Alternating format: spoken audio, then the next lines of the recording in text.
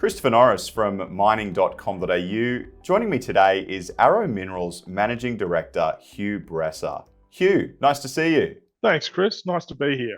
Hugh, some positive results from your Simandou North Iron Project earlier this week. Tell us a little bit more. Yeah, sure, Chris. Look, it's very exciting for the company to be able to put these results out. We secured the rights to Simandou North at the start of the year, really, and commenced our field work pretty much straight afterwards, reprocessing some geophysics, to collecting some geochemical sampling and mapping, and then rolled that pretty quickly into some scout drilling over some amazing targets that we've identified there. And of that, we've drilled 16 holes and intercepted some banded iron formations that are reminiscent of what you see in the Simandou Range. The Simandou Range, for people that don't know, is in eastern Guinea, and it extends for about 200 kilometres and contains the world's highest grade undeveloped iron ore deposits. And we've got that northern extension of that range, and we're really excited to start exploring that area. And you mentioned that the Delabatini target displays similarities to Rio Tinto's Pic de Fon deposit located 100 kilometres south. Absolutely, Chris. We were really excited by what we saw at Delabatini. The drilling at Delabatini is relatively shallow. We're trying to identify the synform zones where we see high-grade iron, and we've intercepted 12 metres at 60% iron. That in itself is pretty exciting. But when we overlay Delabatini with Pic de Fon, the section that we've had from Pic de Fon, we see a lot of similarities in the banded iron formations and the distribution of grade. Pic de Fon is probably Rio's #1 deposit to the south there, and it's about 1 billion tonnes at 65% iron. So it's a mammoth deposit, and we'd love to be sitting on top of something like that. And when we overlay Delabatini on Pic de Fon, we see the same similarities near surface.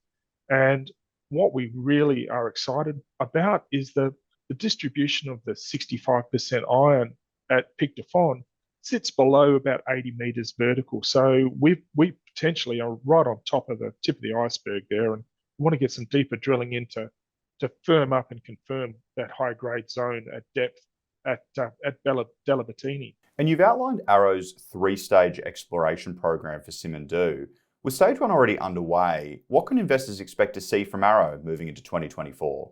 Yeah, Chris, at the moment, what we're doing at Simandou is really setting the scene for the next phase of drilling. So stage 1 is underway. That's reprocessing the geophysics, looking for distributions of high-grade iron, particularly in the Calico area. At Calico, we've got a number of rock chips from surface that are running 58% plus, and some of those well over 62% plus iron.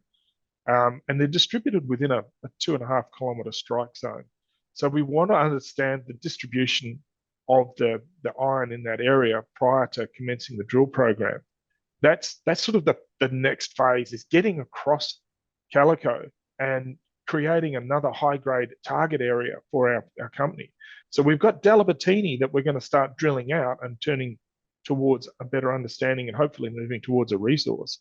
And then we have Calico to the south, which Calico abuts the #1 block of the Simandou Range, which is held by Winning Corporation. And Winning Corporation is one of the two. So Rio and Winning are the two major players in the area. They're actually putting in the infrastructure for the development in conjunction with the Guinea government.